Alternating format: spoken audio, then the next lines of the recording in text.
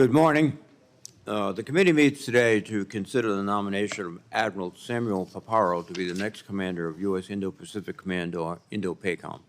Admiral, congratulations on your nomination, and thank you for stepping forward to lead at this critical time. We'd also like to recognize your family, particularly your daughter Regina, who was scheduled to be here. In a few moments, Senator Hirono will formally introduce you. And let me thank your family for all of the years they've dedicated to the service of this nation and the Navy. I'd also like to thank the current Indo-PACOM Commander, Admiral John Aquilino, who will retire later this spring. Admiral Aquilino has served the nation with skill and honor for nearly 4 decades, and we congratulate him on his retirement. Admiral Paparo, you are well qualified to lead Indo-PACOM. As the current commander of the U.S. Pacific Fleet, you have led our maritime forces in the region during a momentous time. You bring a record of successful leadership around the globe and command experience at all levels of our military. If confirmed, you will lead America's military forces in the most consequential theater in the world, the Indo-Pacific. There is a common understanding that the future of our national security is tied to our competition with China. This competition is occurring right now across every field of national power: military, economic, political, technological, and more. Maintaining America's advantage will require a whole-of-government effort, but Indo-PACOM will continue to hold the leading edge of our strategy. As Indo-PACOM commander, you will need to understand China's competitive tactics, develop new competitive tools of our own, and integrate our activities with those of our allies and partners. For several decades, the People's Liberation Army has studied America's way of war and focused their efforts on countering our advantages. China has invested in offsetting technologies like anti-access and area denial systems, artificial intelligence, unmanned vehicles, hypersonics, and, of course, nuclear weapons. Further, Beijing has leveraged a combination of military and civil power against its neighbors, including statecraft, economic pressure, coercion, and deception. China has sought ways to achieve its national objectives while avoiding a direct confrontation with the United States military. As the Defense Department's new joint concept for competing states, China seeks to win without fighting. The strategy warns that if we do not adapt our approach to compete more effectively, the United States risks ceding strategic influence, advantage, and leverage while preparing for a war that never occurs. Indeed, the document warns that the U.S. could lose without fighting. Just as Chinese leaders have studied America's way of war, we need to study theirs. With that in mind, Admiral, I would ask for your assessment of how China is evolving its competitive strategies and objectives. I would also appreciate your views on what military and non-military factors are most likely to impact Chinese decision-making with respect to potential action against Taiwan and our regional partners. Indeed, our network of allies and partners will be the decisive factor in this competition. We have seen the power of this approach through the coalition effort to support Ukraine, and this strategy should continue to be pursued in the Indo-Pacific as well, particularly as we strive to deter Chinese aggression against Taiwan. We are making good progress through networks like AUKUS and the Quad, which is made up of the United States, Australia, India, and Japan. Each of these partnerships provide valuable blueprints for the future. There has also been momentum in a number of other relationships, including our new basing agreement with the Philippines, a remarkable transformation in Japan's defense strategy, and historic cooperation announcements between South Korea and Japan. Admiral, I would ask for your views on how we can build upon these multilateral efforts and pursue more opportunities to engage our partners in the Indo-Pacific. Admiral Paparo, if confirmed, you will lead Indo-PACOM at a critical time. I am grateful for your willingness to step forward to meet this challenge. Thank you, and I look forward to your testimony. When Senator Wicker arrives, I will ask for his testimony if he wants to deliver it or to submit it for the record. At this point, I would like to call upon Senator Hirono to introduce you for your opening statement, Admiral Paparo. Senator Hirono. Thank you, Mr. Chairman, and welcome, Admiral, and to you and your family. Congratulations on your nomination. I'm here today to introduce Admiral Samuel Paparo, President Biden's nomination for the next commander of U.S. Indo-PACOM. And as the chairman noted, this area of responsibility is one of the most critical to our national defense. As commander of Indo-PACOM, Admiral Paparo would be responsible for all military operations in the Pacific, a priority theater with great and growing strategic importance for the U.S. and our partners and allies. If confirmed, Admiral Paparo will be responsible for operations in the Pacific and integrating multiple components, including U.S. forces in Korea and Japan, U.S. Special Operations Command Pacific, the U.S. Pacific Fleet, U.S. Marine Forces Pacific, U.S. Pacific Air Forces, and U.S. Army Pacific. He will continue protecting 65% of the world's oceans. This is why the Indo-Pacific area of responsibility is so important, because it is geographically the largest combatant command. So in addition to 65% of the world's oceans that you have to oversee, you will be overseeing 66 significant defense sites, which are home to 375,000 U.S. military and civilian personnel serving in the region. In this role, Admiral Paparo would also be in charge of overseeing the military's presence in Hawaii, which is home to all branches of the military, with 14 key military installations and more than 55,000 active duty service members and their families. Hawaii's Central Pacific location has been a significant military location since Pearl Harbor was established in 1899 and continues to be invaluable for strategic defense in the Pacific. As a senior military officer on island, I will look to Admiral Paparo to lead on all issues in Hawaii, including the successful permanent closure of the Red Hill bulk fuel storage facility on Oahu and transparent, open communications with the community. While we have made great progress in safely defueling Red Hill, just this week, new reports have emerged regarding tap water and air quality issues from Navy water system users near Red Hill, leading to testing of the water. I continue to hear from families impacted by Red Hill and the continuing impacts they face, underscoring the need for an Indo-PACOM commander familiar with this issue and the work that lies ahead to permanently, safely close Red Hill and remediate the area while protecting our communities. I have shared these concerns with Admiral Paparo and my expectations for him if he is confirmed. Indo-PACOM Command is a critical role, especially as we work to counter threats across the region from Russia, China, North Korea, and others. And that's why it is important we have a commander who understands the region, the threats we face, and the communities in which our troops serve. Mr. Chairman, Admiral Paparo has dedicated his adult life to serving our nation with more than 37 years of service in the Navy. And as U.S. Pacific Fleet Commander based in Hawaii, he currently oversees all naval operations in the Pacific. Before becoming PAC Fleet Commander, Admiral Paparo served on numerous operational and staff tours around the world and was also a Top Gun fighter pilot. I know he will speak more about his background in his remarks, but suffice to say his experience is extensive. That experience informs his leadership mentality, to quote him, "never ready enough," end quote, which I appreciate as chair of the Readiness Subcommittee of SASC. That mentality will serve him well if confirmed. As the next Indo-PACOM commander, he will have his work cut out for him. In addition to ensuring the readiness and operational capabilities of troops in our priority theater, the next Indo-PACOM commander will face many issues with wide impacts on the state of Hawaii. In addition to Red Hill's closure, Admiral Paparo will also play an important role in the renegotiation of land leases between the department and the state of Hawaii for several critical training areas, including Pohakaloa Training Area on the Big Island.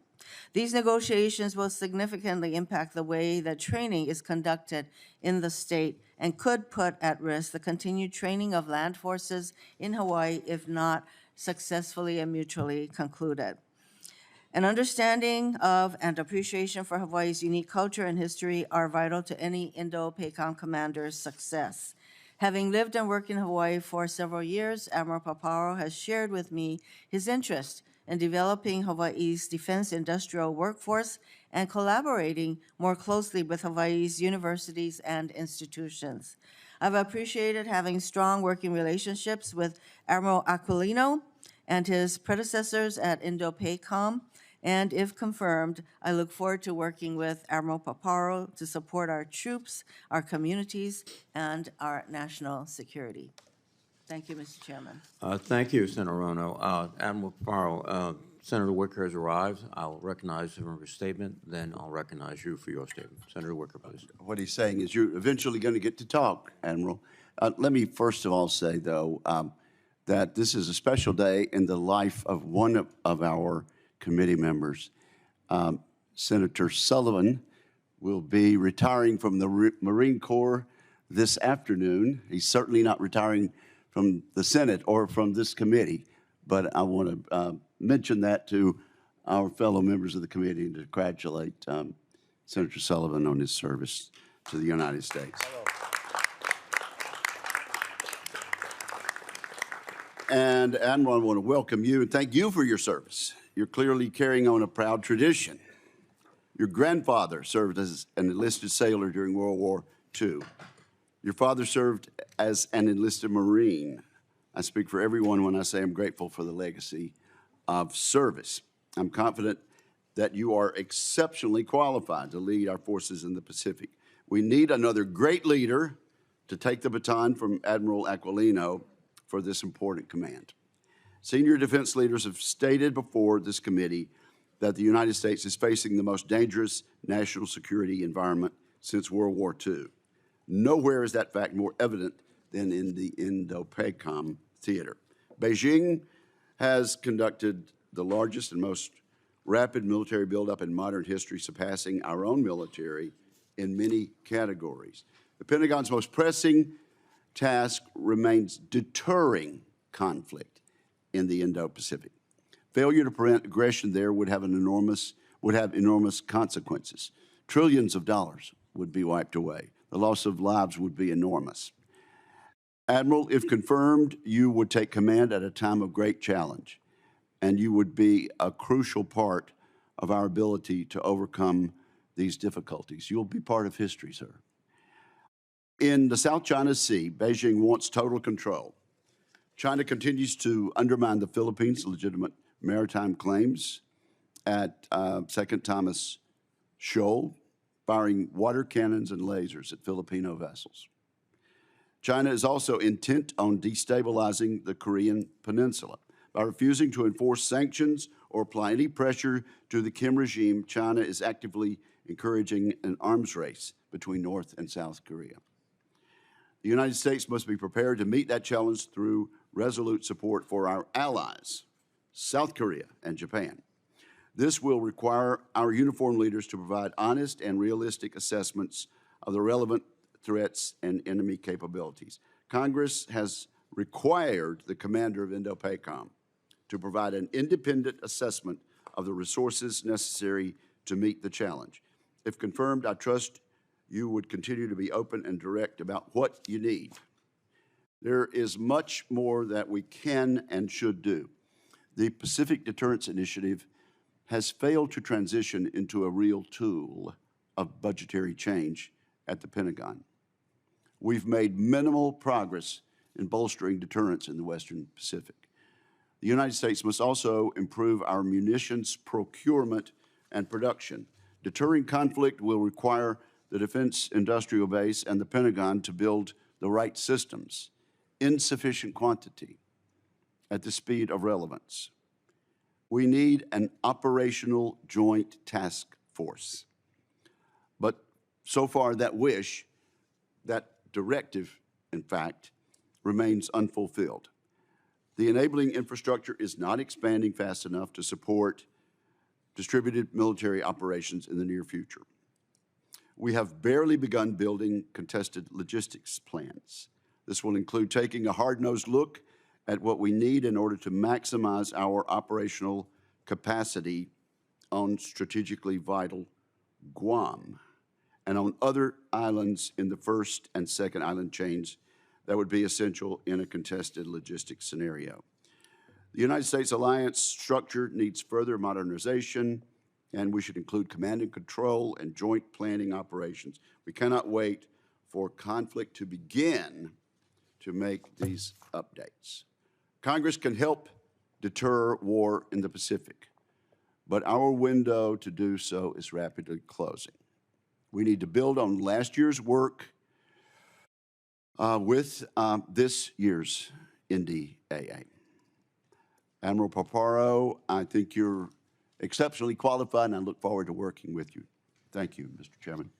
Thank you, Senator Wicker. Admiral Paparo, your statement, please. Good morning to all. Chairman Reed, Ranking Member Wicker, distinguished members of the committee, thank you very much for the opportunity to appear. Senator Hirono, thank you for the kind introduction. Senator Sullivan, Ura Marine, congratulations, sir. I thank the President and the Secretary of Defense for the trust and confidence in this nomination. I have great admiration and gratitude for my friend and mentor, Admiral John C. and Laura Aquilino, as they transition from 40 years of dedicated service to the nation. I'm grateful to the committee and to Congress for your continued support of the members of the armed services, their families, and DoD civilians. They are our nation's very best, and your support enables their success. I serve as commander of U.S. Pacific Fleet. I'm a sailor, a naval officer, and a fighter pilot, but foremost, I'm a husband to Maureen Connolly Paparo and father to our 6 children, Regina, her husband Christopher, Samuel, his soon-to-be wife Katie, Elizabeth, John, Joseph, and Michael. Together, we've served at 15 duty stations around the world, and each of our children has attended more than 5 schools. Most of our children have attended 3 high schools. I'm so very grateful for their wisdom. In the case of mentors, my greatest mentor is Maureen, whose wisdom and serenity have been my greatest influence throughout my life. Our family is from Delaware County, Pennsylvania, and Philadelphia, Pennsylvania. My single mother, Suzanne Paparo, as a young mother, gave up her dreams to raise my brother and my sister and I working in a barber shop in South Philly and a makeup counter. My dear father, a former enlisted Marine and a shipyard worker, also had tremendous influence in my service. I'd like to also acknowledge Maureen's late parents, her father, an Army veteran, the late Jim and Regina Connolly, and our sisters and brothers, all of whom are located in that southeastern Pennsylvania area. We have a very close-knit and rooted family that give us strength and keep us rooted through the many moves around the world.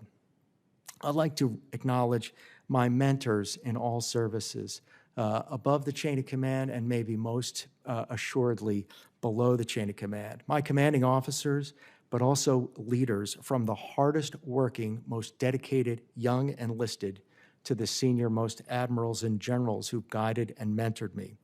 Most of all, I'd like to thank the senior non-commissioned leaders, the chief petty officers, the sergeants major, the gunnies, and the first shirts who've guided me. The senior NCO Corps is the strength of the Joint Force and is the asymmetric advantage of the American Joint Force.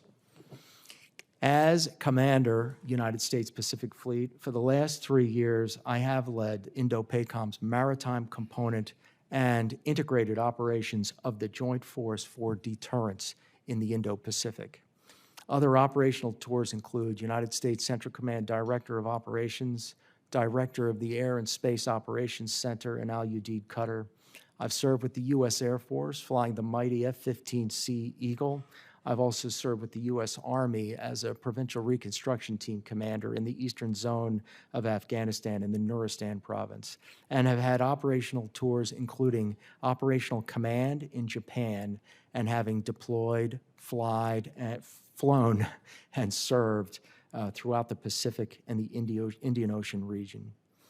As stated by the Chairman, Ranking Member, and Senator Rono, it has never been more critical for the Joint Force, along critically with our allies and partners to operate confidently, professionally, and responsively.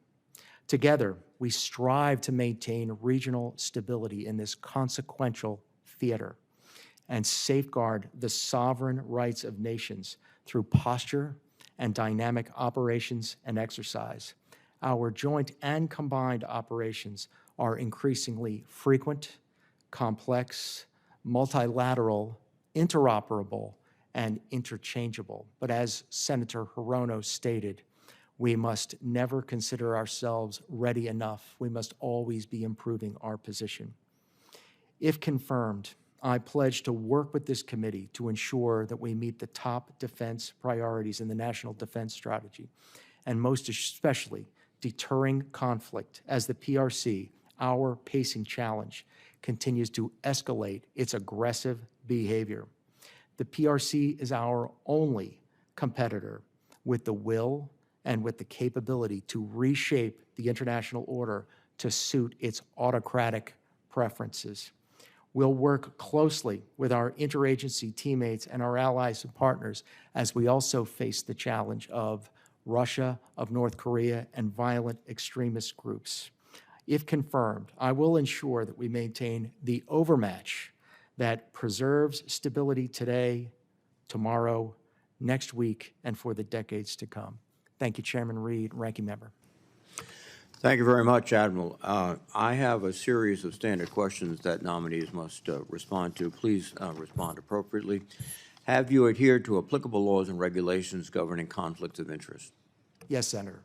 Have you assumed any duties or taken any actions that would appear to presume the outcome of the confirmation process? No, sir. Exercising our legislative and oversight responsibilities makes it important that this committee, its subcommittees, and other appropriate committees of Congress receive testimony, briefings, reports, records, and other information from the executive branch on a timely basis. Do you agree, if confirmed, to appear and testify before this committee when requested? Yes, sir. Do you agree, when asked before this committee, to give your personal views, even if your views differ from the administration? Yes, Senator. Do you agree to provide records, documents, and electronic communications in a timely manner when requested by this committee, its subcommittees, or other appropriate committees of Congress, and to consult with the requester regarding the basis for any good faith delay or denial in providing such records? Yes, sir. Will you ensure that your staff complies with deadlines established by this committee for the production of reports, records, and other information, including timely responding to hearing questions for the record? Yes, Senator. Will you cooperate in providing witnesses and briefers in response to congressional requests? Yes, sir. Will these witnesses and briefers be protected from reprisal for their testimony or briefings? Yes, Senator. Thank you very much, Admiral Paparo. We are in the moment, a historic moment, conflict in Ukraine, conflict in the Middle East, tensions in the Indo-Pacific. One of the issues revolving around Ukraine is, I think China is looking very closely at what we're doing. And our current difficulty in providing resources to Ukraine is not going unnoticed in China. As the CI Director Burns pointed out, no one is watching U.S. support for Ukraine more closely than Chinese leaders. One of the surest ways to rekindle Chinese perceptions of American fecklessness and stoke Chinese aggressiveness would be to abandon support for Ukraine. Do you concur in that observation? Sir, I do concur. Russian failure to achieve its aggressive actions directly aid deterrence in the Western Pacific and directly reassure partners our key strategic competitive advantage.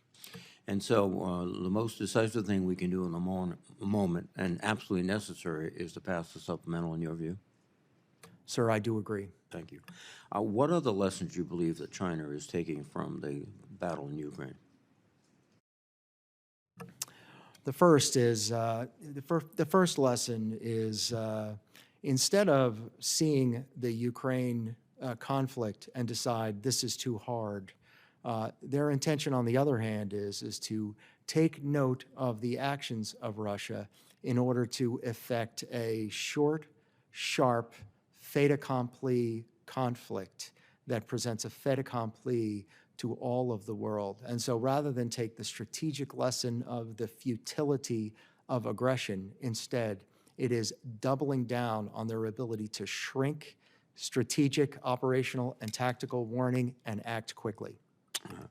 Now, another aspect of this supplemental is the direct support to our military, $2 billion in military financing for the Indo-Pacific, which I presume is absolutely critical. I also want to commend Senator Wicker because he's worked very hard to get additional money for our industrial base and our submarine industrial base. This is necessary, I presume, in fact, critical. Is that your view? Absolutely critical, yes, sir. And in the Indo-PACOM, that will help you dramatically help Taiwan to take the lessons of Ukraine themselves and turn them on the Chinese? Yes, sir. Taiwan itself is taking the lessons of Ukraine, and they're acting with dispatch, and I have great admiration for that. And it will directly aid deterrence in the Pacific with tremendous leverage. Thank you, sir. One of the perennial questions with respect to the United States relations with Taiwan is the issue of strategic ambiguity. You are operating under the Taiwan Relations Act, which is ambiguous at best. This question came up repeatedly when Avril Haines was here, the Director of National Intelligence. She said if adopting an explicit commitment would be deeply destabilizing, it would solidify Chinese perceptions that the U.S. is bent on constraining China's rise, including through military force, and would probably cause Beijing to aggressively undermine U.S. interests worldwide, and in fact accelerate their interest. What's your perception of this issue? My view, Senator, is that the Taiwan Relations Act, the 3 communiques, and the 6 assurances have served the nation well for the last 45 years, and there is no ambiguity for the joint force. There's just the mission clarity contained within the Taiwan Relations Act that the department will aid Taiwan's ability to defend itself from having matters that resolve the Taiwan Strait issue with force or the logic of force, and that the department will be ready to come to Taiwan's aid. So in a sense, at the diplomatic presidential level, there is this ambiguity, but in your command, you're preparing for every potential, which includes active combat. Yes, sir. Clarity and mission focus. Senator Wicker raised an interesting, in fact, very important question about the joint all-domain command and control. I presume he's going to raise that again, so I will defer. At this point, again, Admiral, thank you for your service and your family's service, and I will refrain from many comments on the football game. Senator Wicker. Thank you, Mr. Chairman. And I hope it's clear that I would have asked the very same questions the chair has asked. We're really totally united on the issues that he brought forward. Let me just make this, see if I can understand clearly, and if those listening outside the hearing room understand this clearly. We can do what we're doing to help our Ukrainian friends and still not miss a beat in managing risk in the Indo-Pacific. Is that correct? Yes, sir. In 2 years, for the force capabilities that are relevant to deterring and the force capabilities that are relevant to prevailing in major combat or operations in the Pacific, I've not seen a single force element that has been where in the Indo-Pacific for any other theater that's contributed to deterrence in any of the other theaters. And can we manage risk in the Middle East without harming in any way your job in the Indo-Pacific? I believe we can, Senator. However, the expenditures of some capabilities against a global inventory will increase some of the demand for particularly precision weapons. And so we need to give attention immediately to that inventory, do we not? Yes, sir, we do. All right. Now, let me then get to the Joint Task Force structure. I don't know what more we need to do on our authorization act annually to make it clear that we'd like for the department to carry out the creation of a standing permanent joint task force structure with three-star general or three-star admiral under the Indo-PACOM commander to focus on command and control warfighting. Now, you, as Pacific Fleet Commander, you were dual-hatted as the Joint Task Force Commander within Indo-PACOM. That's correct. I continually qualify the Pacific Fleet Headquarters as a JTF headquarters. As I utter these words, we're executing a command post exercise along with the Australia and Japan Joint Operations Command. I have not operated as the Joint Task Force Commander, but under a different command arrangement as a supported commander, a term in doctrine, and have integrated the operations and the activities of the Joint Force for deterrence. Are you familiar with what we believe we've mandated in the NDAA? Yes, sir. And do you have any dedicated staff to carry out the Joint Task Force responsibilities? The chair and I think the members of this committee overwhelmingly are united that we need a three-star billet and staff actually in the hundreds to carry this out. Yes, sir. I augment the staff. We augment the staff with reservists and with embeds from the other services when we execute as a JTF staff. And for the U.S. Pacific Fleet, in order to achieve at scale and in time, would require the augmentation of several hundred permanent staff across all services. It seems to me we're really not ready unless we do that. Is that correct?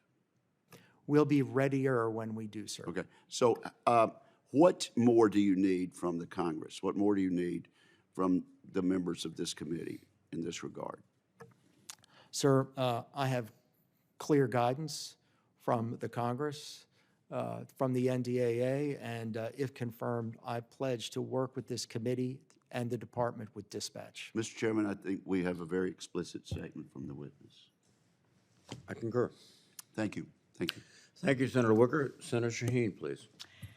Thank you, and congratulations, Admiral, on your nomination. Thank you to you and your family for all of your years of service, and thank you for taking time to meet with me yesterday. I appreciated both Senators Reid and Wicker's questions about Ukraine, and as I understood, Senator Wicker asked if we can do what we need to do in the Indo-Pacific and still help Ukraine. I actually understood you to say that not only can we still do what we need to do in the Indo-Pacific, but it actually helps us with deterrence from China if we support Ukraine in their efforts against Putin. Is that an accurate assessment of what you said? I am sure it has a direct and positive impact on deterrence in the Indo-Pacific. Thank you. One of the things I appreciated in our conversation yesterday was our discussion about the importance of our diplomats in countries throughout the Indo-Pacific. Can you talk about why that's helpful to you as somebody who's trying to help maintain stability? Both Chairman Reid and Ranking Member Wicker, among all, noted that the asymmetric advantage among the allies and partners is our alliances and partners. And accordingly, the chiefs of mission are the prime movers in effecting those alliances and partnerships, and not just the chief of mission, but all of the heroic Foreign Service officers and all of the people that work there at the embassy. I have close relationships and tremendous admiration for the diplomatic corps, and they are our first mover in our key asymmetric advantage. Thank you. I agree with that. And it does send a message to those countries if we go for long periods of time without ambassadors in place, does it not? It it raises concerns in the countries about how important we think they are to the United States. It certainly doesn't demonstrate commitment. Thank you. Our public shipyards, such as Portsmouth, the Portsmouth Naval Shipyard, are expanding and modernizing facilities for U.S. domestic and AUKUS efforts. It's one of the areas where we still have a competitive advantage with our undersea warfare. And I wonder if you could talk about how important AUKUS is going to be. You mentioned the importance of our allies and partners, and how is that going to be helpful as we're thinking about deterrence, and what do we need to do to ensure that that continues to move along in an expeditious way?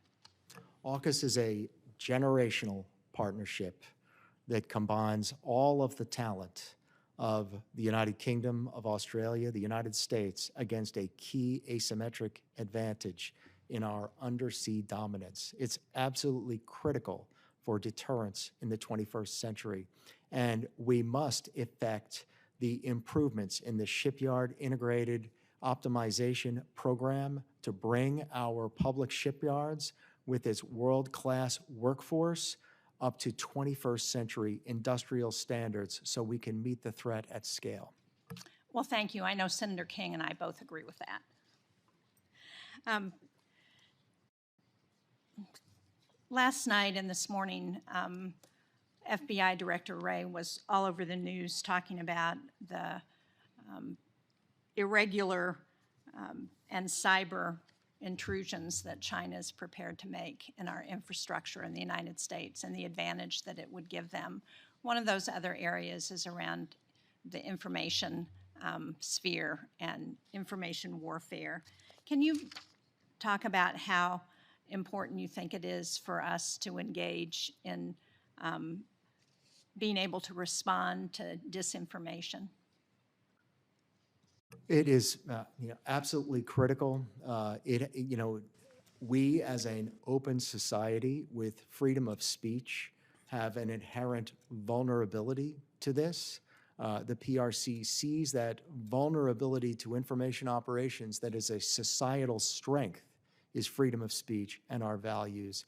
And we've got to work, we have to work very hard. And Director Wray also talked about the penetration of much of our critical infrastructure throughout the country. Also critical that we close those gaps, and we're ready to counter. Well, thank you very much. My time has expired, but I also want to, again, commend you and everyone at Indo-PACOM for all of your efforts on women, peace, and security, and recognizing how important that is to stability. Thank you. Thank you, Senator Shaheen. Senator Fisher, please. Thank you, Mr. Chairman. Welcome, Admiral, and thank you for your service to this country and that of your family. The 24 National Defense Authorization Act extended the Pacific Deterrence Initiative, as well as the requirement for the commander of Indo-PACOM to provide an independent assessment on resources for the Indo-Pacific. If confirmed, how would you use those tools to work to effectively communicate not just with Congress, but also to the American people on what investments are needed in the Indo-Pacific and why they are needed? Senator, as the Pacific Deterrent Initiative is different in its makeup than the European Defense Initiative, Deterrence Initiative, and accordingly, the expression of those priorities goes through the prism of the integrated priorities list of each of the components.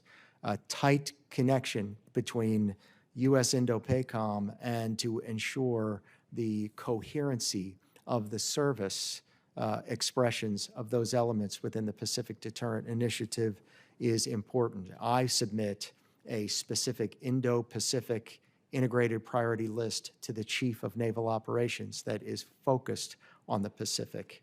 For those elements that are not within that, in accordance with Title 10 U.S. Code Section 222 Alpha, I am required, if confirmed, to submit a 12XX report. This year it will be 1202 that explicates those unfilled requirements that do not go through the components in a tight lash-up. And so following my oath and the letter I signed and the pledge I made to Chairman Reed, I will do so with a strict focus on our military capabilities and submit that same report to the department as required. Without presupposing the outcome of our fiscal year 25 budgetary decisions, are there capabilities, and you have alluded to the priorities that are out there, but are you looking at things like munitions, specific other weapons systems that you would prioritize based on your experience that you've had with PAC Fleet? Yes, Senator, and if confirmed, I will meet my obligations to share those. Many are at a classified level, and I will make myself available to the members. Okay, thank you. When we look at what's going on in North Korea, you know, last month they announced that they would no longer strive for peaceful reunification with South Korea, and it continues to advance its nuclear weapon program and develop their strike capabilities. With recent developments in mind, can you comment on how important our extended nuclear deterrence commitment is to the United States and the South Korea alliance? Senator, absolutely critical. The Republic of Korea is the linchpin of peace, stability, security in the Pacific. We seek a denuclearized Korean peninsula. Whatever the public statements, as a military commander, I must look at the capability development and to be able to pace that, to deter that. Extended deterrence, particularly with U.S. strategic forces, is absolutely essential. Do you assess that the security dynamic on the peninsula is changing in any way? And if so, can you tell us a little bit about what you see? I can't speak fully to it because I'm still the Pacific Fleet Commander, and in my current role, I would support General LaCamera in a General LaCamera United States Forces Korea.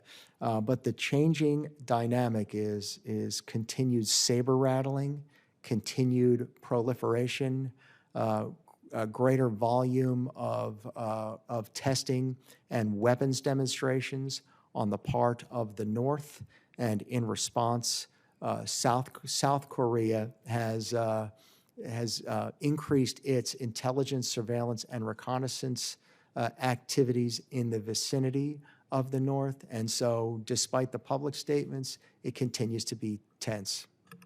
What's your assessment on the deepening security assistance ties between Russia and North Korea? It is concerning deeply. It is symbiotic. It closes gaps, each for the other, providing conventional weapons to Russia from North Korean industry, providing sanctions-evading materials and potentially high-end technology to North Korea.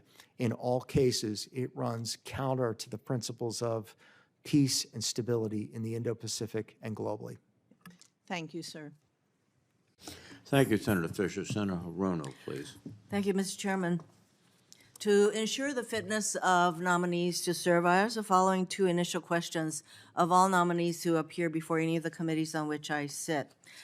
Since you became a legal adult, have you ever made unwanted requests for sexual favors or committed any verbal or physical harassment or assault of a sexual nature? No, Senator. Have you ever faced discipline or entered into a settlement related to this kind of conduct? No, Senator. Admiral, you noted the importance of our allies and partners as a very critical aspect of our asymmetric advantage, and this includes our compact nations partnerships. So I'd like you to acknowledge the importance of congressional action in support of our negotiated compacts with Palau, Micronesia, and the Marshall Islands. The Compact of Free Association is absolutely critical for multiple reasons. The first is the People's Republic of China is attempting to drive a wedge through traditional partnerships and through traditional people-to-people ties across the Pacific. They employ corruption and elite capture to do so.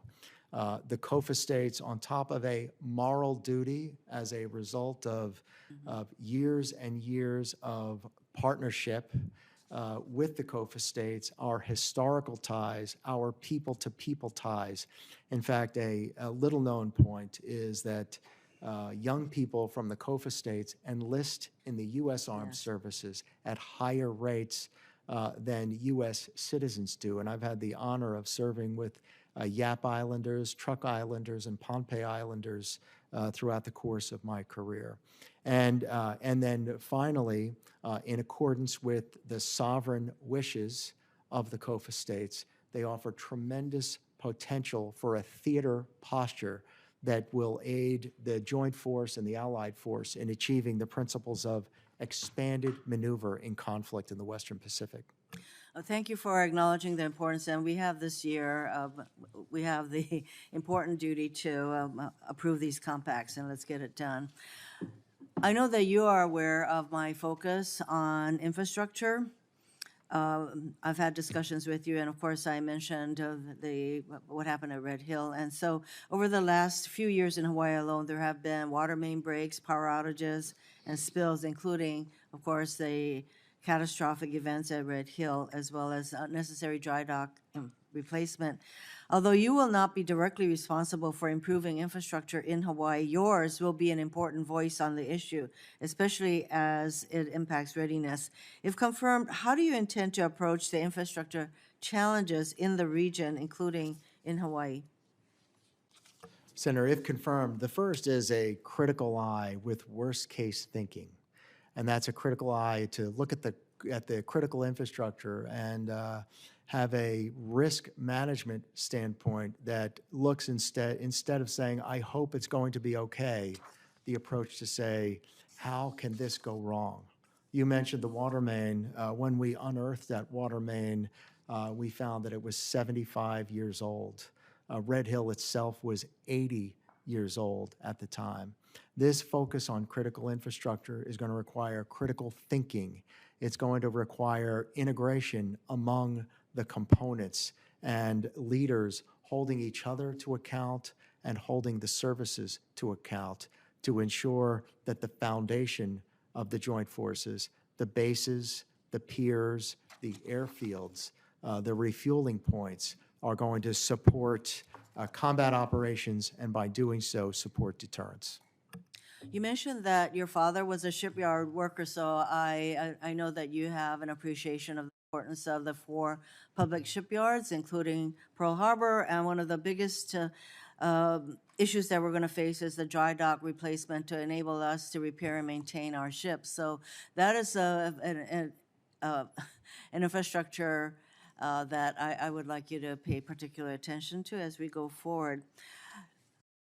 I mentioned Red Hill as symptomatic of the importance of public engagement, and I'd like your commitment that you will continue to focus on how important it is to basically repair the breakdown in trust and questions that arose as a result of the handling of the Red Hill situation. So I would like your public commitment that you will continue to focus on restoring trust between the people of Hawaii and our military in Hawaii. If confirmed, I commit myself to it, Senator. Thank you. Thank you, Mr. Chairman. Thank you very much, Senator Rono. Colonel Sullivan? Thank you, Mr. Chairman. Admiral, great to see you. Thank you and your family for your exceptional service. I think you're extremely well qualified. I certainly plan to provide my strong support for your confirmation. I also appreciate what the chairman said about Admiral Aquilino and his wife, Laura.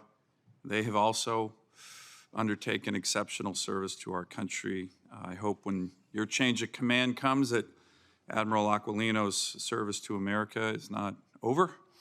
I highly doubt it will be over. Let me focus on an issue I know you're focused on now in your current billet. The PRC's focused and rapid naval buildup has highlighted our own shipbuilding deficiencies, Numerically, they now have a larger Navy, roughly 370 ships to our 291 ships. Last year, they added 30 ships to their fleet. 15 were large surface combatants, including cruisers, destroyers, and another aircraft carrier. We added 2.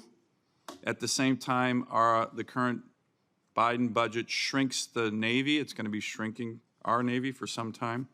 If deterrence fails and we go to war in the near term with China, we have to fight with the fleet we have today. You're very aware of that fleet's capabilities. Can you describe the impact of the PRC's naval buildup and how we need to equip the joint force to deter and defeat the PLA Navy today should conflict occur?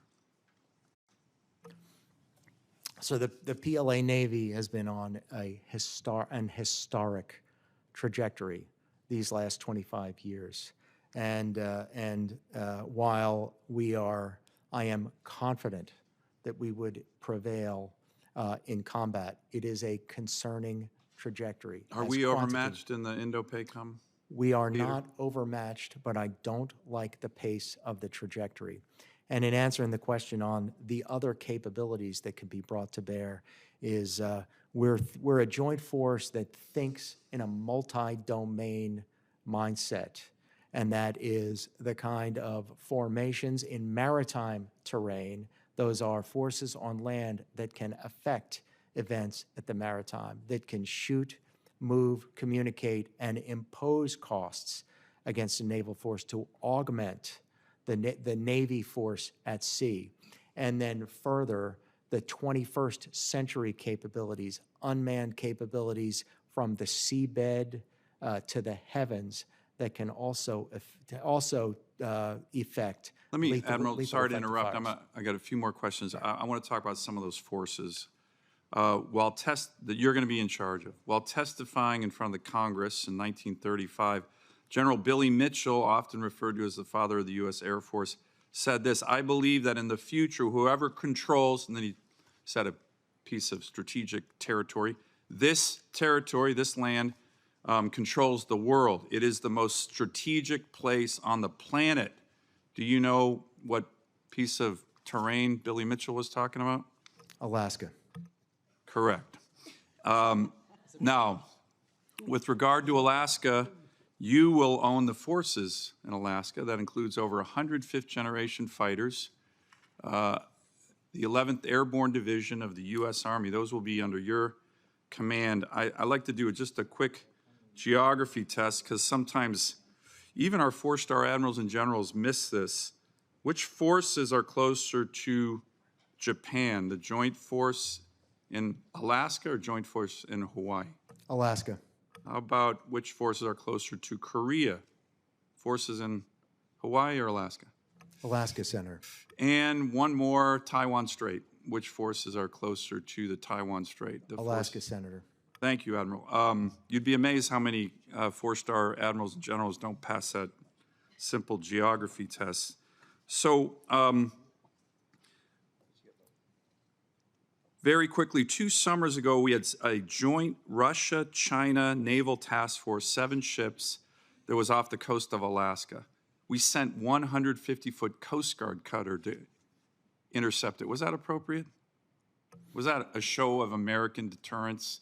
It was a risk that the joint force took in putting force elsewhere, and it's a risk we'd rather not take. So this summer, we had an 11-ship joint Russia-China task force, naval task force, off the coast of Alaska. We sent 4 destroyers and P-8s. I think that's a better answer. Could you commit to, if we do that again, and they'll do it again next summer with a bigger joint task force, hit them with an appropriate size response? I will intend to do so, and will do so across the joint force, Senator. Thank you. If Final confirmed. question, Admiral. I know you're very well read, very, very smart. Have you happened to read this book, This Kind of War by T.R. Fehrenbach, the classic Korean War history? Yes, sir. My dear son gave it to me for Christmas when he was at the Naval Academy. I have it on my shelf. Well, he beat me to it because I was going to give it to you. But every one of your Marine Corps and Army senior officers will have read it. The lesson is very simple in it. It's a great book. I highly recommend it. I give it to everybody who's up for senior positions, particularly civilians who don't know a lot about readiness in this administration. But the lesson is this: 1945, we had the most fearsome, lethal military probably in the history of the world. 5 years later, in 1950, our military couldn't stop a third world peasant army as it invaded South Korea, literally, and thousands of young Americans died in the summer of 1950 because we had weak civilian and weak uniform military leadership. So I would just commend you to read this. Compliments to your son for getting it to you before I did, but it's a really important book, and I worry as we're shrinking the Army, shrinking the Navy, shrinking the Marine Corps at one of the most dangerous periods we've seen since World War II. Not enough members of the Pentagon know what's in this, have read history. We can't repeat history. We can't have another Task Force Smith. And appreciate you taking a look at this book. I'll reread, and he stole it back, so I'll accept it if you give it to me. I will give it to you. Thank you. Now that we've settled that, Senator Rosen, please. Well, thank you, Chairman Reed, for holding this hearing. And Admiral, I want to thank you for your service to our nation. Congratulations on your nomination. We had such a great visit last week talking about computing and cybersecurity, my civilian cyber reserve pilot program. I look forward to working with you on all of that. But I really want to focus now for a moment on space and cyber resilience. So in our meeting last week, you said the first battle in future conflict is likely to be fought in the cyber and space domains. And so could you elaborate on what steps you would take, if confirmed, to further prepare our forces for the challenges in these domains, and how you would ensure that our capabilities are not just current, but also adaptable to the rapidly evolving nature of cyber and space warfare? And I don't know how I follow up. I don't have a book to give you. Computer program, perhaps. Senator, in saying that the first battle will be space and cyber, it's because in the 21st century, the next advantage is who can see, decide, and act faster. And increasingly, we're dependent on our cyber networks and in our constellations to be able to see, understand, make sense of, and to act. And accordingly, we must build the resiliency of our constellation of sensors on orbit, as well as our constellation of sensors from the seabed to the Kármán line. It must be resilient. There must be redundant. It must include the elements of graceful degradation, so that when one thing is out, it's just a small loss in capability, but it still provides enough. And we've got to work tirelessly to close those gaps. Thank you. Well, and I want to build on that resiliency, particularly in Taiwan. So this last year's NDAA includes the Taiwan Cybersecurity Resiliency Act, bipartisan legislation that I introduced alongside with Senator Rounds to expand military cybersecurity with Taiwan to help them counter these cyber attacks from China, building in that resiliency, redundancy, all of those things. So if confirmed, what other allies and partners in the Indo-Pacific region would you prioritize for our cyber collaboration? Japan, Republic of Korea, Australia, of course, and there's already tight partnerships among them all, but we can never be satisfied. I work really with every state that is an ally and partner, and that's a deep list. Now, that's the key advantage. But all allies and partners that are willing to work with us are key focus of that effort. So creating this broad net of cyber resiliency, really important. And again, you work with everyone. So you're a coalition builder, and this is really important, not just in this region, but every region. And of course, the Houthis' recent attacks on commercial shipping in the Red Sea, it highlights how less sophisticated adversaries can disrupt international commerce and challenge the freedom of our navigation.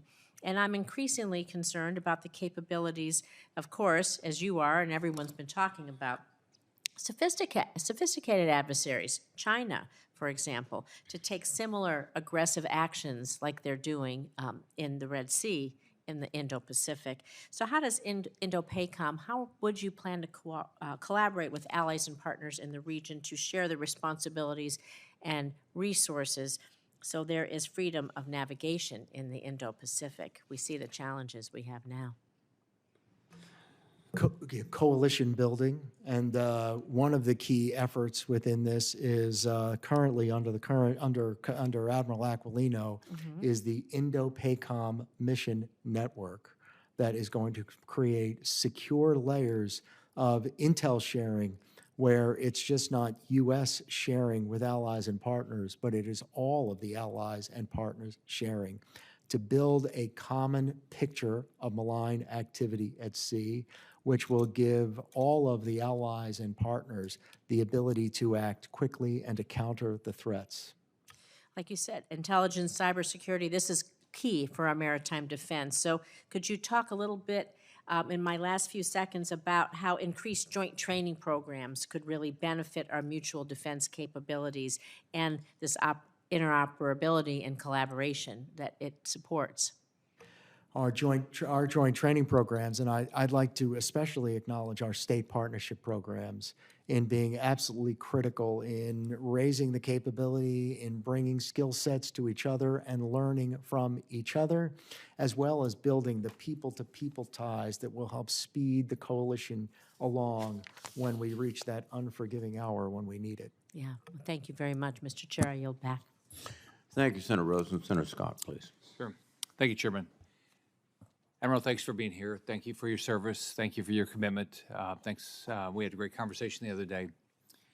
So the world's pretty dangerous. We weren't able to deter Russia in Ukraine. We walked out of Afghanistan. Now we got the Houthis shooting at us. We've lost 2 SEALs, 3 servicemen and women. We watched what Hamas did. We watch how much money Iran has. We look at what Senator Sullivan said, the size of the Chinese military versus what we're doing, the trajectory. So if you're Xi Jinping, what are you thinking? Well, first, Senator, I'll share with you to acknowledge the service and sacrifice of our 5 fallen heroes along with their family. I think I can't directly express Xi Jinping's attitude, but I do see the actions of the People's Liberation Army, and I see a undaunted effort to extend its aggression as a revanchist, revisionist, and expansionist state to reset the borders based on the logic of their military power. And I think we are in a global environment that has increasingly disordered, increasingly chaotic. The logic of rules is being replaced with the logic of power, and we must, as a nation, counter that logic with comprehensive national power across all levers of statecraft. So we have a lot of servicemen and women stationed in the Indo-Pacific. We're spending a lot of money in the Indo-Pacific.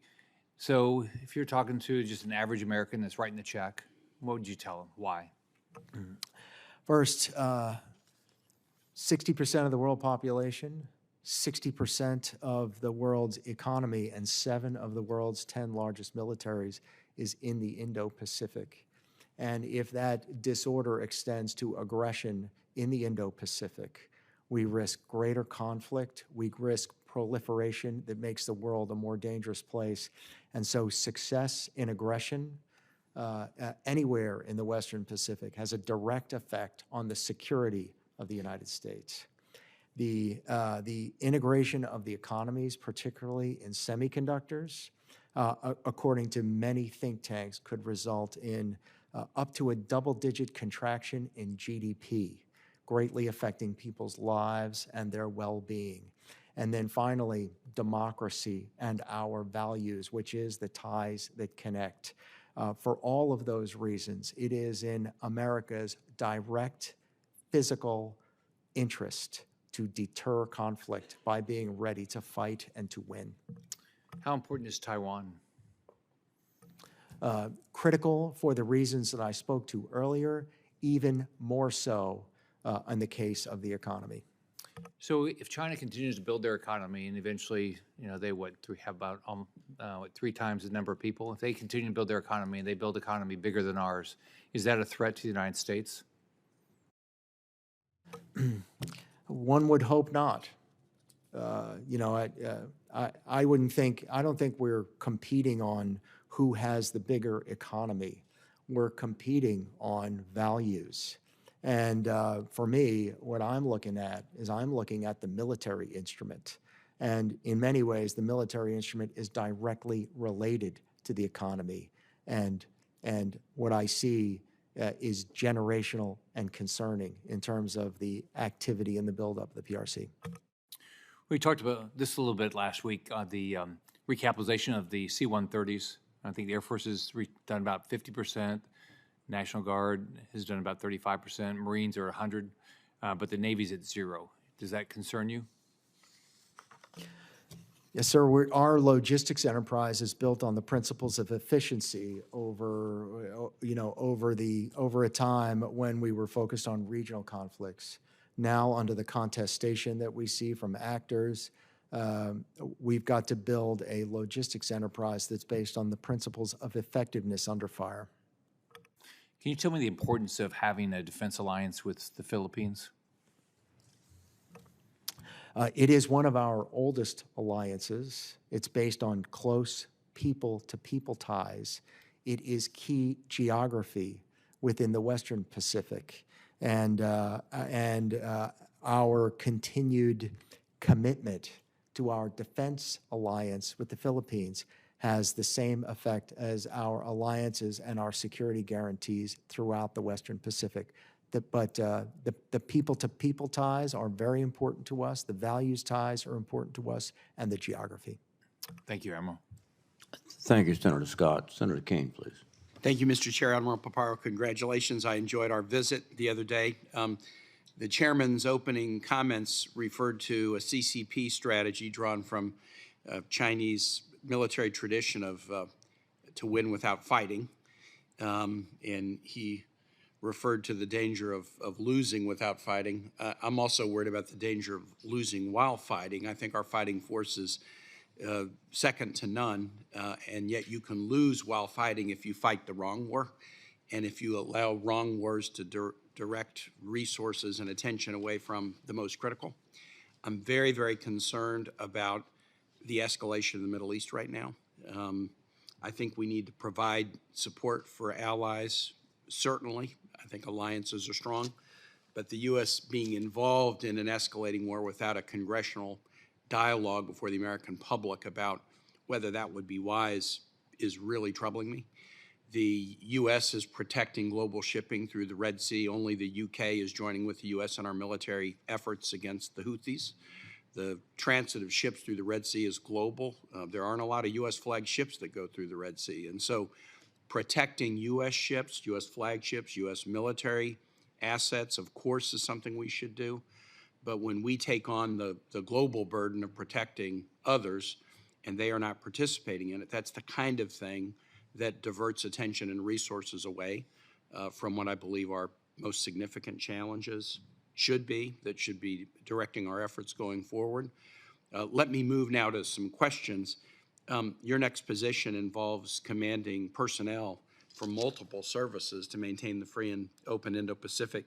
You've just commanded the naval component of Indo-PACOM, so brag about the service members, DoD civilians and their families, and the value that they bring to the Indo-Pacific region. For all members of the committee, I would welcome you to join us on a ship visit and to see what you can see in the young people's eyes that stare back at you and the commitment. And at Fleet and Family Service Centers and Child Development Centers, just to see the dedication of our service members and the dedication of their families and what they do within their families in order to bring their licensure to places and to find meaningful employment for working families. But for all the discussions about the joint force, that your brain chemistry is instantly transformed when you see the intellect, the dedication, the esprit de corps, the cohesiveness of the joint force. And so it's just such, it's great. It's just great to get out there and to visit with the fleet, to hear their concerns. And always their concerns are not, can I have this or can I have that? But it is, how can we do our job better? It's absolutely inspiring. Thank you, Admiral. Senator Shaheen asked you questions about AUKUS. I'm very focused on that as well. A lot of the work on Pillar 1 with respect to submarines will happen in Virginia, and she already asked you a little bit about that. Let me ask about Pillar 2. A lot of the discussion has been about prepping for the Pillar 1 submarine industrial base and working with Australia on first Virginia-class subs, but then their development of their own industrial capacity to produce nuclear submarines. Talk about the kind of more open-ended but equally exciting Pillar 2 capabilities in this AUKUS framework. Very exciting. Cyber, unmanned, seabed warfare among them, unmanned capabilities, AI. All of these have important key leverage-making effects on the ability of the joint and the allied force to fight. Just in November, I was in Sydney Harbor, where U.S. Pacific Fleet conducted Integrated Battle Problem 23.1, where sailors, Marines, airmen, soldiers from the United Kingdom, from Australia, and from Indo-Pacom all assembled to begin the real work of sharing technology, of sharing information, of combining the talent to achieve those key 21st century advantages that will augment the asymmetric advantage of our submarine forces. Exciting, every bit as critical as Pillar 1. Let me ask one last question. You've talked about alliances, AUKUS, the Quad. Senator Scott asked you about the improving U.S.-Philippines mill-to-mill relationship. What's the reaction in the Indo-Pacific region to the U.S.-Japan Republic of Korea summit that was held in 2023 at Camp David?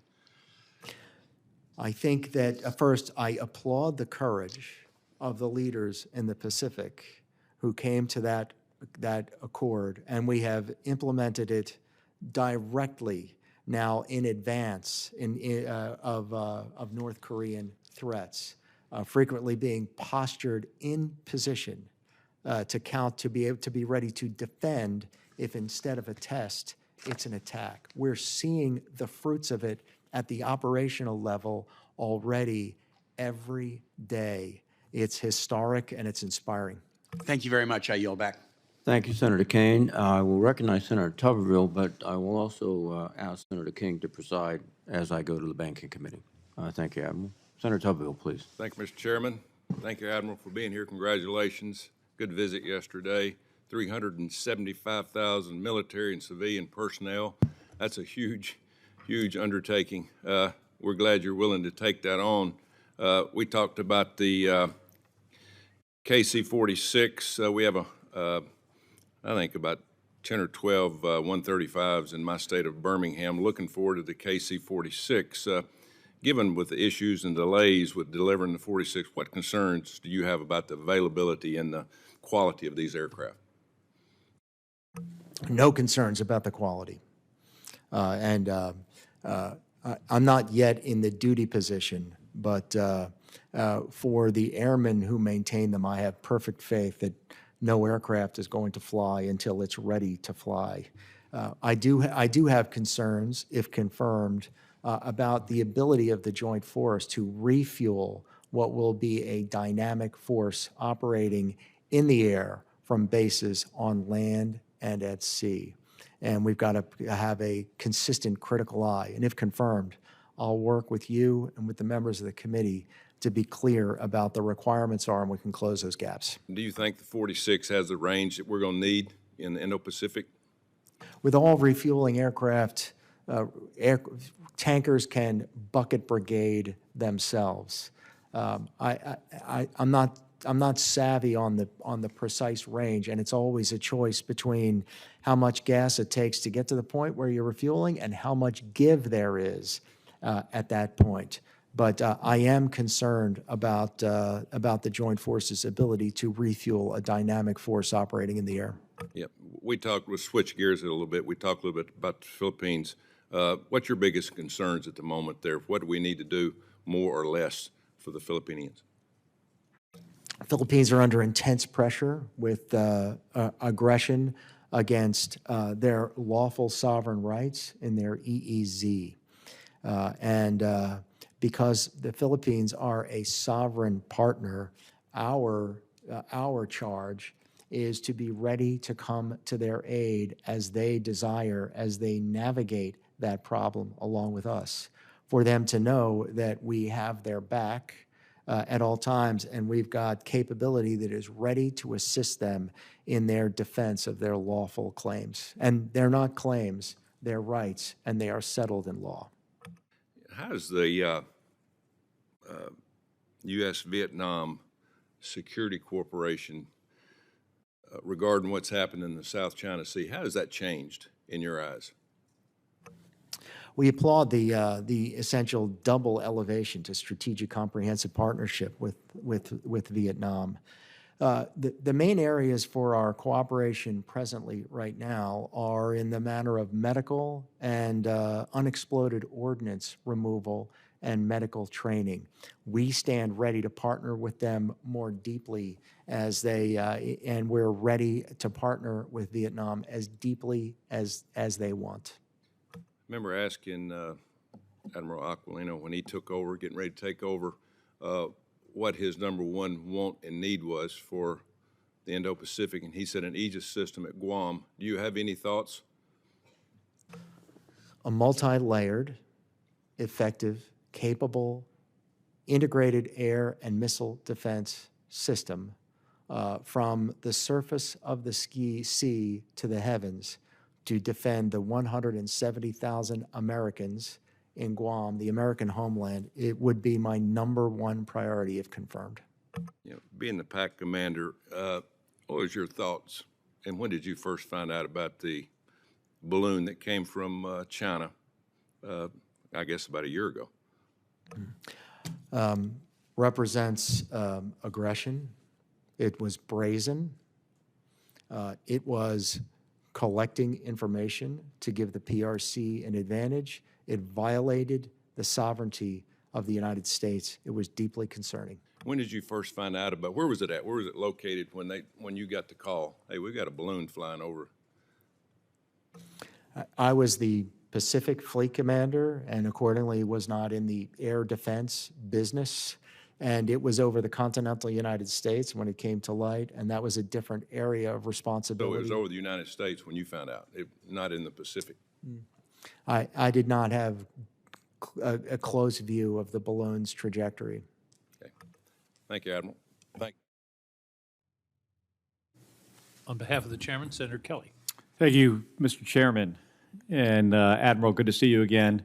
My brother, Scott, and your training command classmates sends his regards.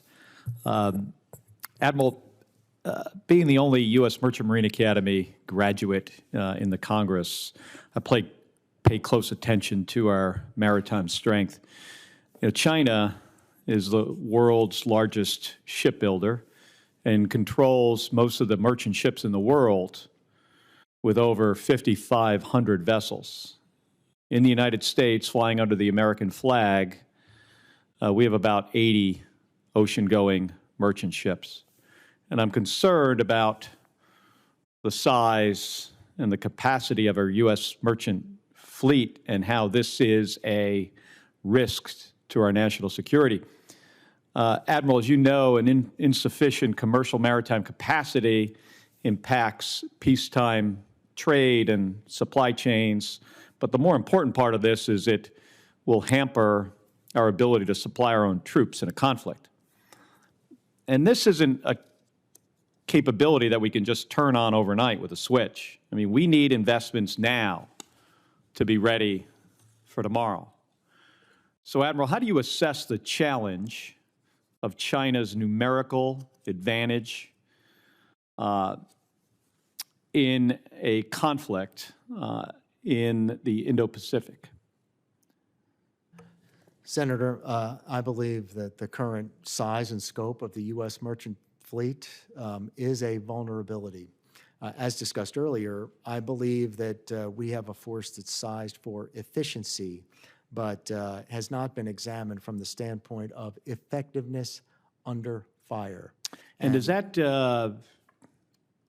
affect how you plan for operations today, and how you project power across the Pacific Ocean? It does, in fact, and it is a limitation for how forward we could put combat capability and sustain combat capability that was in maritime terrain. And as the future Indo-PACOM commander, how do you plan to address this maritime capacity issue? In close partnership with my fellow COCOM, if confirmed, U.S. Transportation Command, identify those shortfalls along with my through the integrated priority lists of our components, not just sea lift and airlift, and then as necessary, communicate as required by law.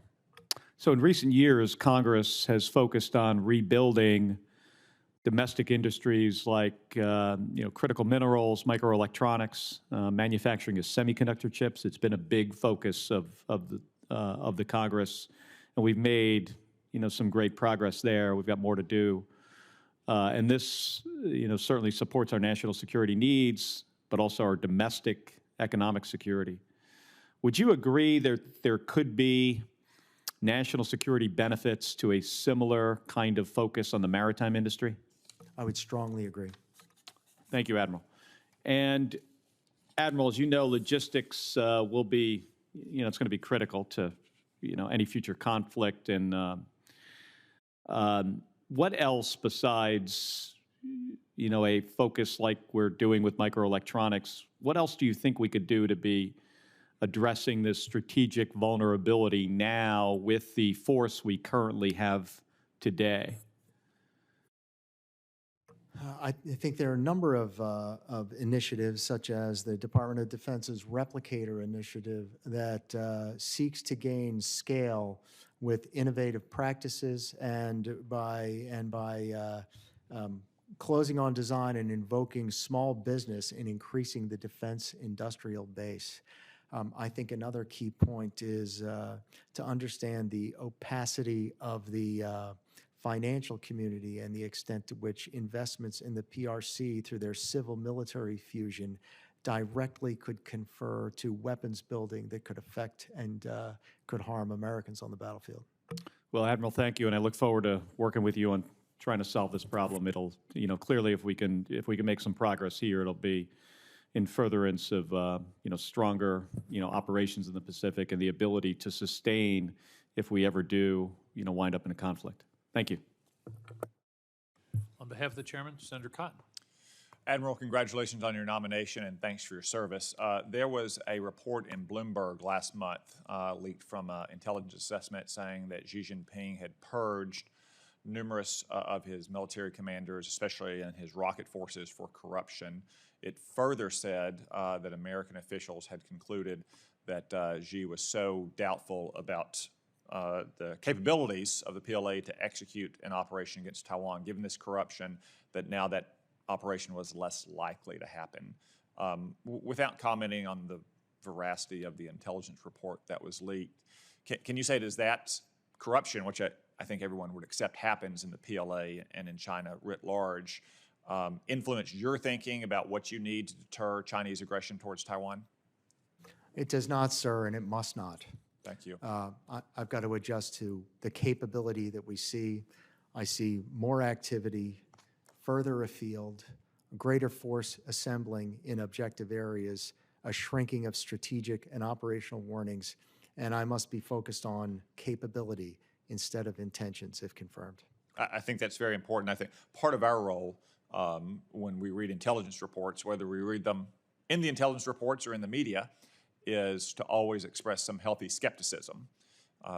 As Churchill said about civil-military relations, it is always right to probe. I think that's especially true whenever the conclusions in intelligence reports are comforting or reassuring of what we would like to believe, and maybe most true when those comforting, reassuring conclusions are then leaked to the media. You mentioned capabilities. We've spoken in the past about the very challenging strategic and tactical situation you would encounter in a fight in the Pacific, ranging from logistics to intelligence, surveillance, and reconnaissance. What U.S. capabilities gaps currently exist in your theater, and what capabilities will you prioritize most highly? The raise in posture that I spoke of with the PRC increasingly requires persistent stare. ISR is inherently, due to the ephemera of the capability, blinking.